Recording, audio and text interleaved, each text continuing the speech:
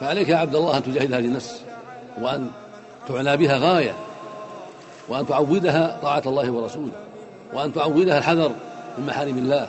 فالنفس على ما عودت عليه، فإن عودت المعاصي والكسل والتهاون بأمر الله اعتادت ذلك وسارت عليه وثقل عليها ما يرضي الله. وإن عودت السير في الخير ومسارعة إلى الطاعات والحذر من المعاصي اعتادت ذلك وسارت عليه. والتوفيق بيد الله جل وعلا، لكن أنت مأمور بالأسباب، وهكذا أنت يا أمة الله مأمورة بالأسباب. وسئل بعض السلف عن جهاده نفسه وعن إتعابه إياها فقال: راحتها أريد. بعض أسلافنا الصالحين كان كثير العبادة وكثير العمل من الصلاة والصيام والحج وغير ذلك، فقال له بعض أصحابه: أتعبت نفسك؟ فقال: راحتها أريد. فالمؤمن إذا جاهد نفسه اليوم فهو جاهدها لراحتها، لتنجو من عذاب الله، لتفوز بالنعيم المقيم يوم القيامة في دار الكرامة، دار السرور، دار السعادة. يقال لأهلها يوم القيامة: يا أهل الجنة إن لكم أن تصحوا فلا تسقموا أبدا، وإن لكم أن تحيوا فلا تموتوا أبدا، وإن لكم أن تشبوا فلا تهرموا أبدا، وإن لكم أن تنعموا فلا تبتئسوا أبدا. أما هذه الدار فهي دار التغيرات، دار الأكدار، دار الأمراض والأحزان. ولو طالت الحياة ولو متع الإنسان بكامل الصحة فإن المصير الموت، لا بد من الموت، كل نفس ذائقة الموت. فدار عاقبتها الموت والزوال لا قيمة لها.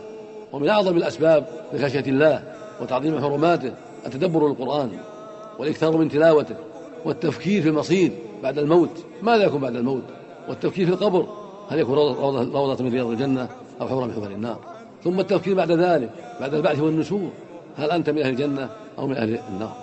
فالتفكير في هذا والعناية بهذا الأمر من أسباب خشية الله ومن أسباب تعظيم الله ومن أسباب المسارعة إلى مرض الله. سبحانك ما أحلمك على من عصاك، وما أقربك ممن دعاك، وما أرأفك بمن أملك، وما أجودك على من سألك. إلهنا وسيدنا ومولانا يا رحمن يا رحمن يا رحمن ارحمنا، يا رحمن يا رحيم ارحمنا، برحمتك نستغيث. أصلح لنا شأننا كله ولا تكلنا إلى أنفسنا طرفة عين. اللهم اغفر لنا ما قدمنا وما أخرنا وما أعلنا وما أسررنا وما أنت أعلم به منا. أنت المقدم وأنت المؤخر وأنت على كل شيء قدير. اللهم إنا نسألك الخير كله عاجله وآجله ما علمنا منه وما لم نعلم، ونعوذ بك من الشر